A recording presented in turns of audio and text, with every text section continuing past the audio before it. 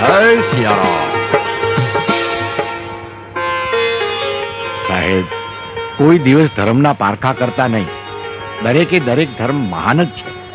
માફ કર દો. આઈ સલ્યુટ યુ. જય સિયારામ.